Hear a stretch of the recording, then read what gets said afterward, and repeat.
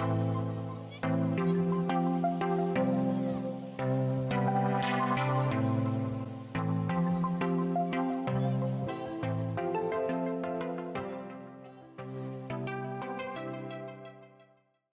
going to be looking at solution-focused conflict coaching. And very briefly, conflict coaching's actually existed for over 20 years. And it came about at the intersection of executive coaching and conflict resolution.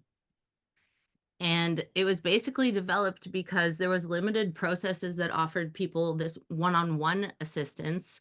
So it emerged to help with that, to help with the one-on-one, to prepare people for difficult conversations or mediations, arbitrations, to help people gain the knowledge and skills to engage in conflict constructively, to preempt unnecessary escalation, to help people regulate their emotions and manage the impact of conflict.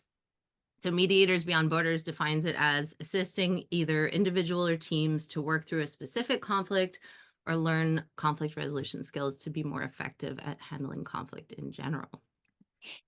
And that's basically what it's all about. So, one might wonder, like, what's the difference between regular coaching and conflict coaching? The way I see it, and the clients who come to me for conflict coaching or who are sent to me for conflict coaching, I see someone else is joining in. It's basically specific to helping people work through a conflict that they're preparing to have a conversation for, or specifically to gain the skills to be able to have those difficult conversations. So my hopes for today is that you will leave here feeling a little bit more comfortable, either helping your clients or facing into difficult conversations yourself, a little bit more competent, like learning a new tool or exploring a different way of using this tool if you already know it, and maybe curious about how this might be useful for you in the work that you're doing. So really quickly, why does this matter? Why is it important? I think it's pretty obvious, but I do know for the numbers people out there, it's pretty staggering, though not really surprising. As many as 85% of employees experience some kind of conflict. And what that ends up costing organizations. If anyone, I know a couple of people joined in are in HR, it's approximately 2.8 hours per week. This was a study of employees from across 9 different countries, and they averaged up to 3 hours of work time spent per week on conflict. And this number is really staggering, $359 billion in loss per year based on having to deal with conflict. Beyond that, we've got the consequences of conflict. So people leaving the organization, 81%. I see that a lot. Sickness or absences, people taking leave because they're feeling like the workplace is no longer healthy for them, insults, attacks, or someone being fired. And shockingly, and I guess not super surprisingly, only 12%, this is what they found in their research study, of employees have actually received formal training. So I'm going to dive a little bit into the problem of that, only to really show the effects that I see in the clients that I'm working with when people come to me, and I'm a visual person, so this is more the human side of things, is people experiencing conflict at work, especially, or at home, or in their community, within their family. They tend to get really defensive, on edge, reactive, and the trickle effect of that is quite toxic for the people around them, but also the blame and the shame that comes with that. People themselves, the embarrassment of behaving that way in front of colleagues. As a result, there's a lot of overwhelm, stress. People feel uncomfortable having to have these conversations, or uncomfortable having to encounter another person at work, feel like they're walking on eggshells. And then when there's nothing people feel they can do about it, or it continues for a really long time, they start to feel really stuck, really burnt out, really hopeless. And we can imagine how much that trickles also into the rest of their lives. I also work with families and family-owned businesses, and what I see a lot of is family estrangement. It's actually incredibly heartbreaking. So, adult children who have stopped talking to their parents, siblings who have stopped talking to each other, who can't attend the same, family function anymore. And this is very personal to me because I also experienced family estrangement with my sister several years back at the height of the COVID lockdowns when everyone was in kind of survival mode. And we had this one moment that just ignited out of nowhere. And it's taken us almost 2 years to get back on track with each other. Luckily, we did. But what was interesting about that for me was that during that time, especially, I was talking to so many people about it because it was consuming every waking moment. Um, not having my sister in my life for those few months. And what shocked me was everybody I spoke to had a story as well. They were like, "Oh my God, I haven't spoken to my sister in 3 years." And I was like, "What? I had no idea." Or my brother hasn't spoken to my dad in a decade, and everyone started sharing these stories. And so I started getting really interested in this family estrangement because I couldn't believe, first of all, how silent it is. I had not heard about, like, people who I really was close with, and I had no idea that they hadn't spoken to their sister in 3 years. And some really heartbreaking statistics that 1 in 4 people are estranged from at least one family member. So conflict coaching and mediation is very dear to my heart because I do feel that it is just something that is so badly needed on so many levels because the effects of not being able to have those conversations are devastating. This is a solution focused conference. So I do want to kind of flip onto the solution focused perspective of all of this, because all of that, everything we just talked about, the hopelessness, the stuckness, everything that people are experiencing who are unable to move through conflict in a constructive way, there's also something really important that's emerging from that, and it's what people desperately want. And what I hear people want, the clients that come to me, is that they want hope. Hope has got to be the number one thing I hear people say. Usually it comes out in the form of, "I just can't see how this will ever get better." Usually it comes out in the form of hopelessness. But what I hear they really want is some hope, some respect, autonomy, connection, to matter, to be seen, to be understood. Um, Very encouragingly, 95% of people, this is in another really interesting study done on Canadian workplaces, 95% of people who receive conflict resolution training say it improved their work environment. And this is obviously subjective, but not fully subjective because I do scale with my clients and we always scale at the end of engagements. But every single person I have witnessed go through a conflict resolution process that I have had the honor of being part of has emerged feeling either more hopeful, connected, stronger in their relationships with each other, or clear. So it's really, really important work. And that's why I'm so passionate about it. And that's why I wanted to talk about it today.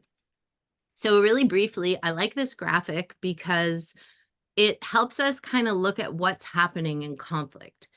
So we have down here on this lower level, and this is from the Mediation Training Institute in Florida. And they've got lots of great tools for anyone who's interested in learning more about conflict coaching or mediation. And what they talk about is down here, we've got the blips. So these are the everyday minor annoyances that just need a reminder. So it's like, can you please, not send me 10 emails about this? One is enough. Or can we please end the meeting on time? Or can you please pick up those socks off the ground? Whatever it is, those minor annoyances that just need a reminder. But what happens as the conflict escalates is that these start becoming perpetual problems. So the reminder isn't enough. They're happening over and over again. And as they happen over and over again, frustration starts to build, respect and trust start to plummet. People start getting more emotionally reactive because they're frustrated or they're fed up. And then resentment starts to creep in. Usually, this is when it starts being brought to people's attention, especially in the workplace. But unfortunately, it's not usually until it crosses over this threshold into crisis mode when it actually gets addressed. Um, and that's when communication has shut down. People have become emotionally disengaged.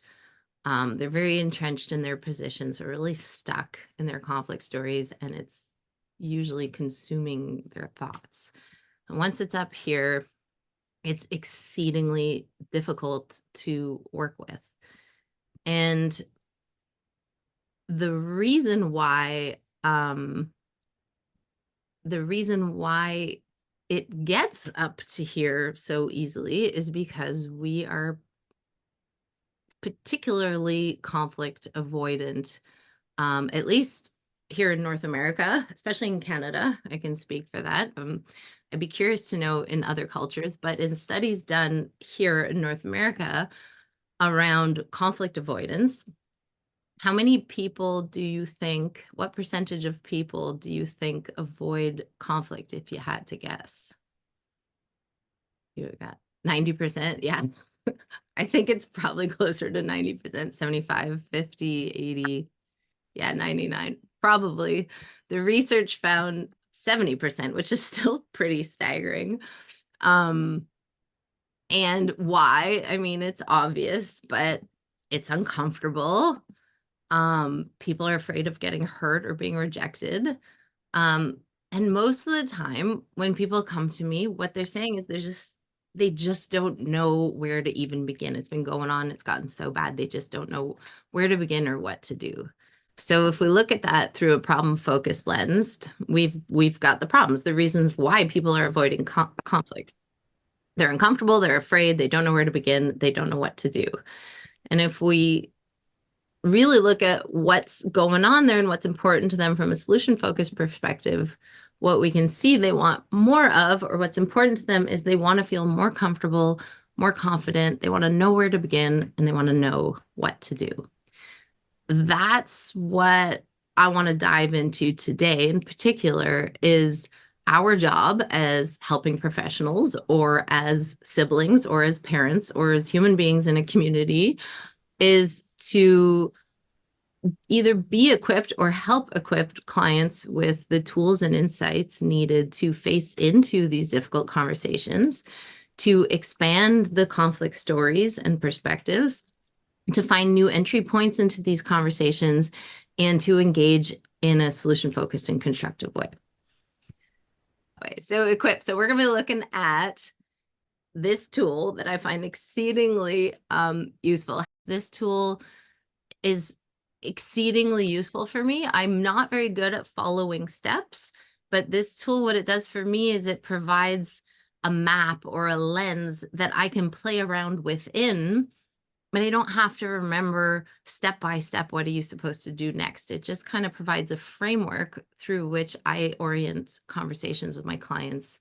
I use it even as a journaling tool. It's very, very useful. So this tool came about in Dr. Moon's research on analyzing what worked in coaching conversations. So what she was curious about in her research was, how do we know what we think works actually works? And it's rooted in the microanalysis of face-to-face dialogue, which looks at those moment-by-moment interactions and conversations and how conversations get co-constructed. And she analyzed hundreds, maybe more, maybe thousands of transcripts of actual coaching conversations to see what was happening and what was useful and what worked. And what she found was that there's a timeline to conversations. So there's things that happen in the past and that people talk about. So last week I went to the store, and there's things that people talk about in the future tense. So, you know, next weekend I'm really hoping to spend time with my family. And then she also found a vertical axis so that people will talk about things they want more of. This used to be called positive content. She's changed the wording a bit because it's not qualitative. It's not whether it's good or bad, but it's that people will say they'll talk about things that they want more of, and they'll talk about things they want less of.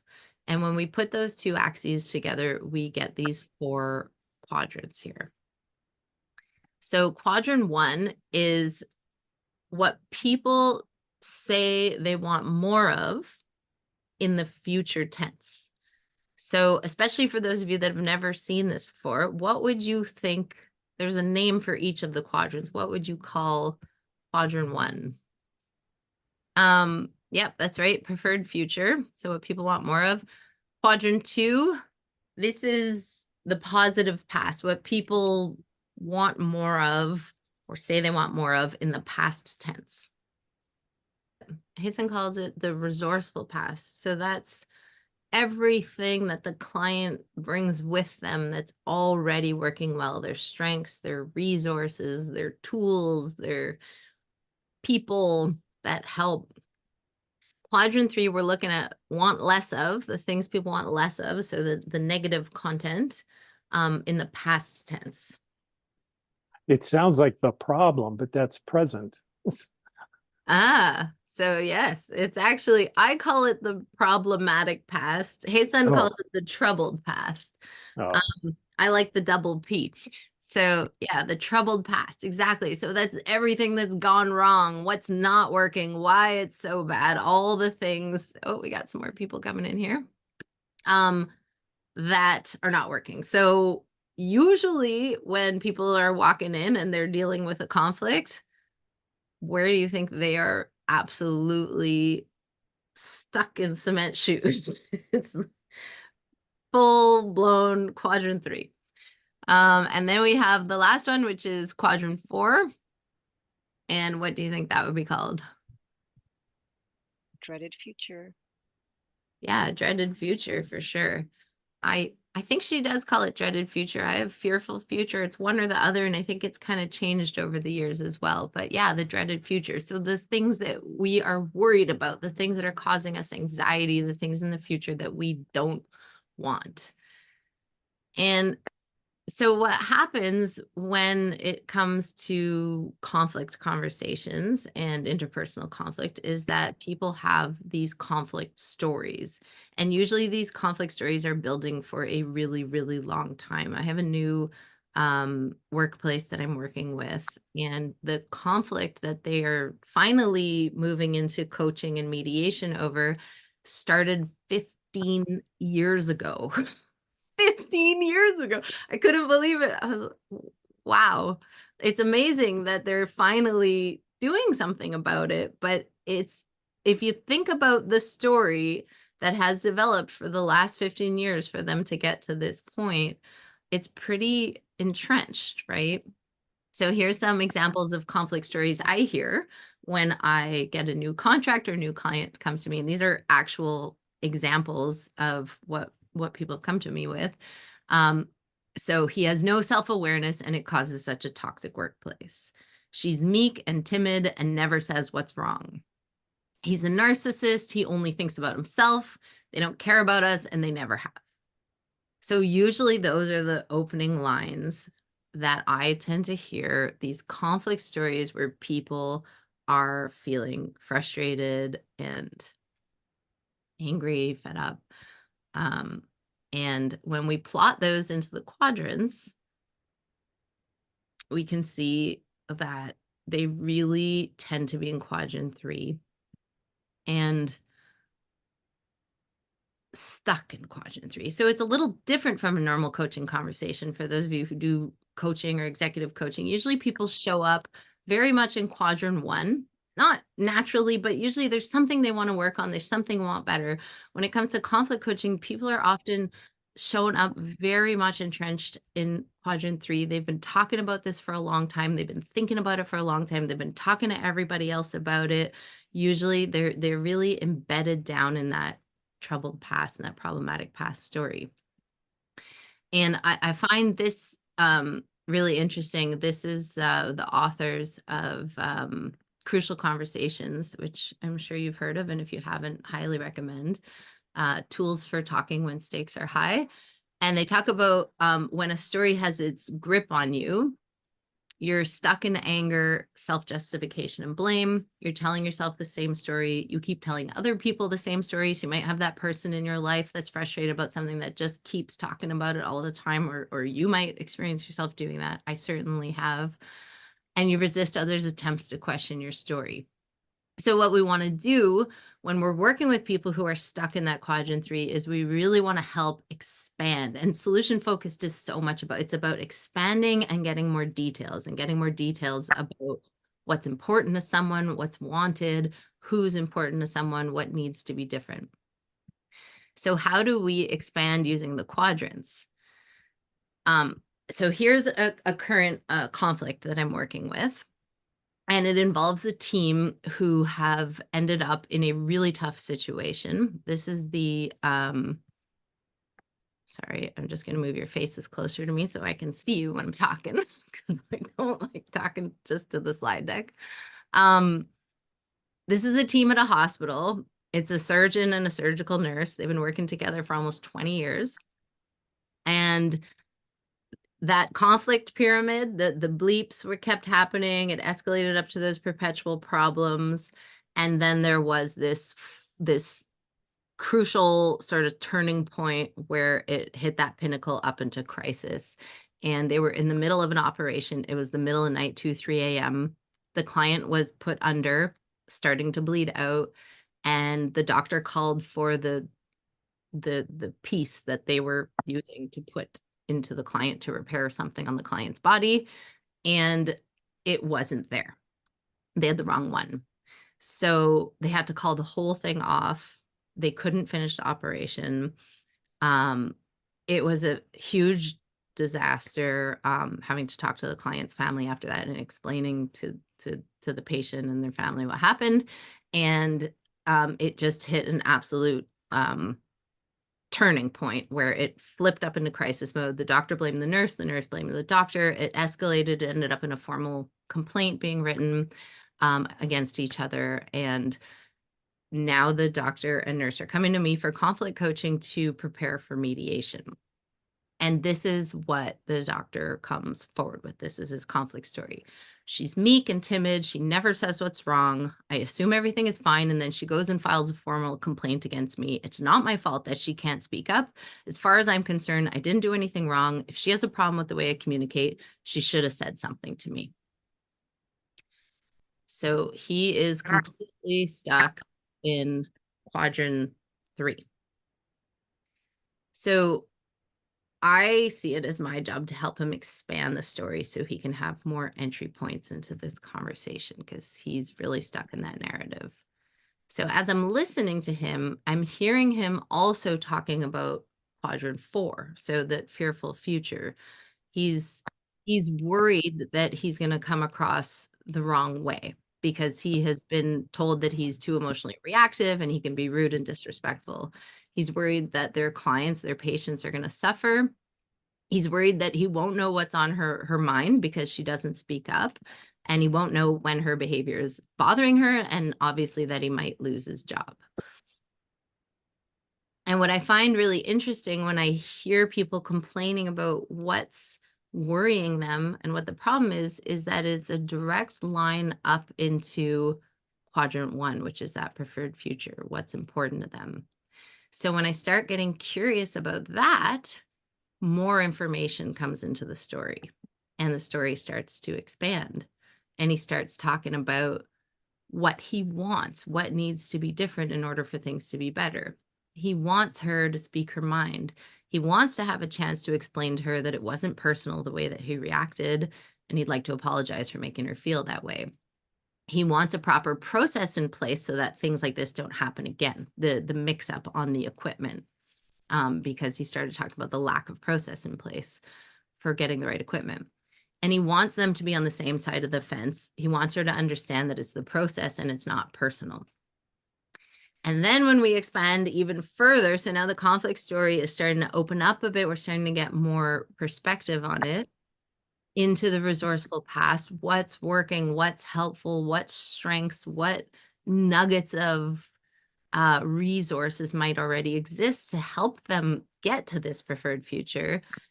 He starts telling me, well, actually, we've worked together successfully for 15 years. She's incredible at what she does. She's our best nurse. I have a ton of respect for her. And the conversation starts to really change.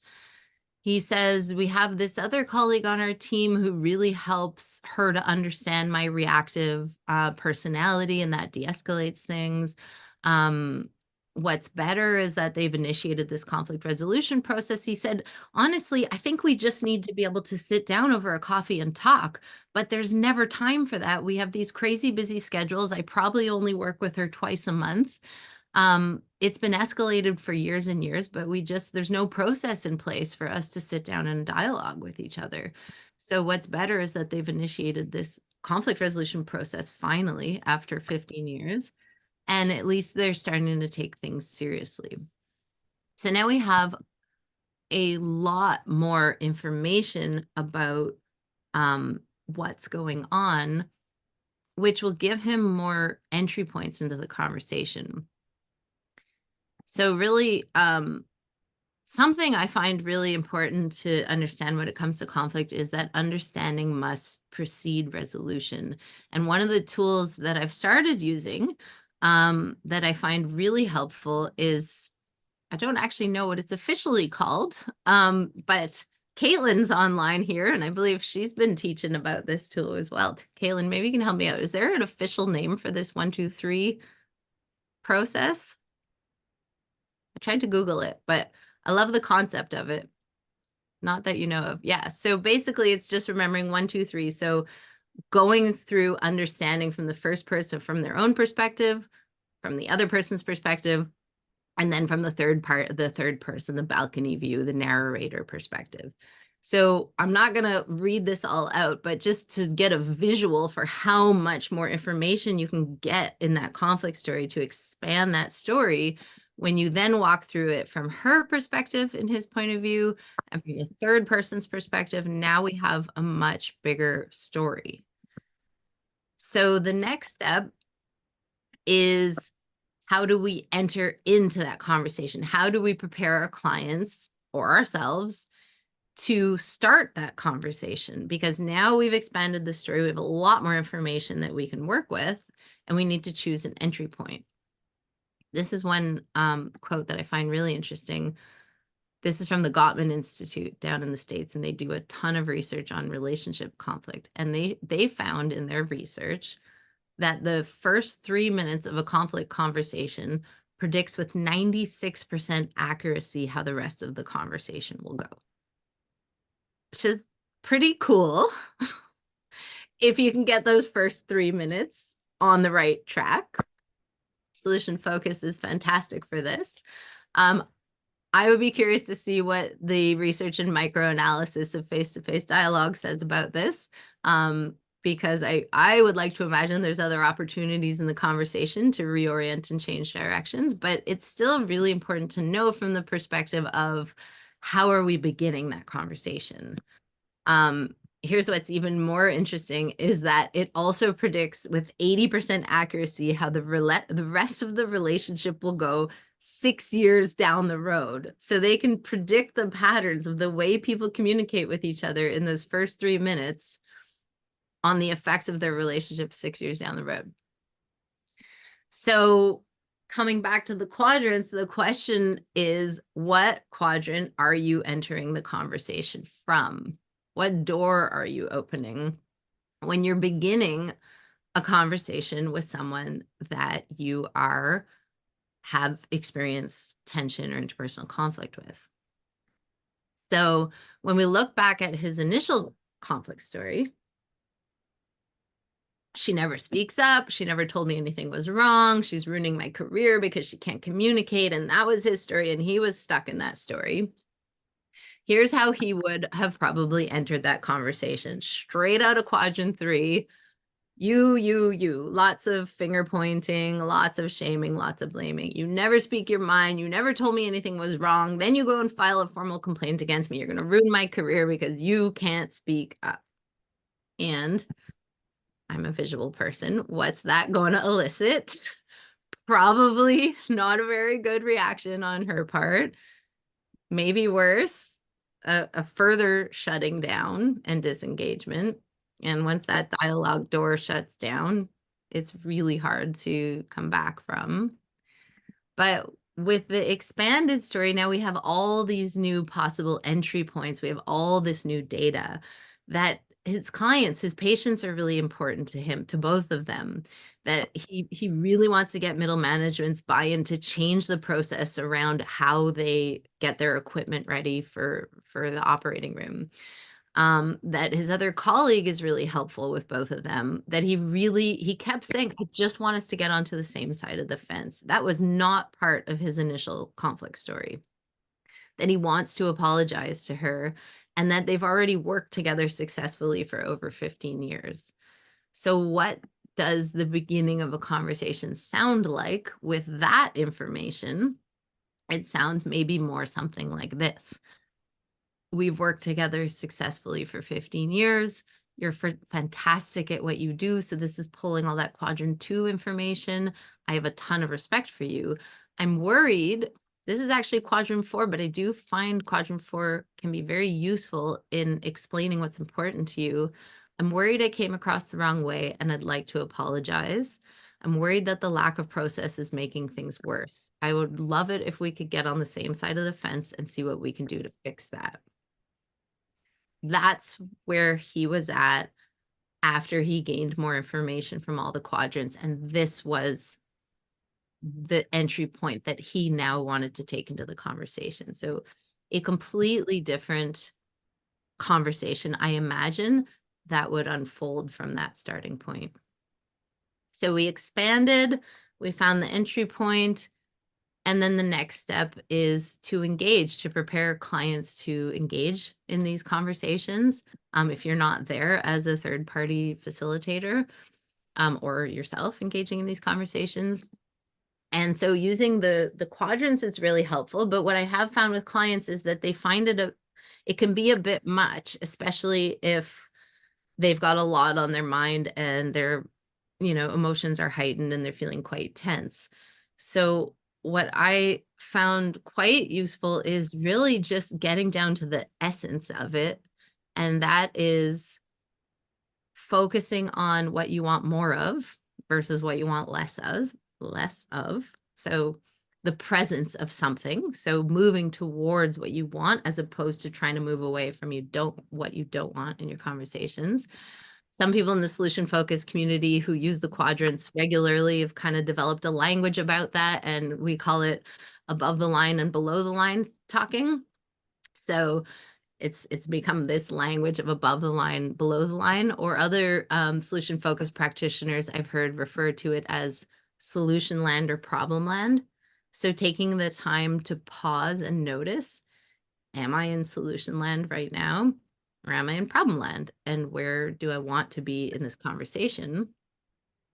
And then another lens that I also see these two lands through is the connect and protect. So really getting down to the essentials of, am I feeling open to connect right now, to collaborate, to get curious, or I'm in shutdown protect mode, defending myself. And essentially what I've noticed is that when clients are able to kind of just keep those two lands in mind, it really helps them navigate those conversations more intentionally, and it makes a really big difference. So going back to that conflict pyramid, 69% of interpersonal conflict falls into this category here of perpetual. What that means is the same problem is happening over and over and over again. Probably, I would imagine, because we tend to be conflict avoiders. So we're maybe not addressing it, or we're not addressing it constructively. And so it's continuing to happen. And the problem with that is it rises up. And once it crosses over this threshold into crisis mode, a lot of damage can be done. So I fundamentally believe that it is useful to look at when we're working with our clients or our team or our children or our parents or whoever we are, facilitating some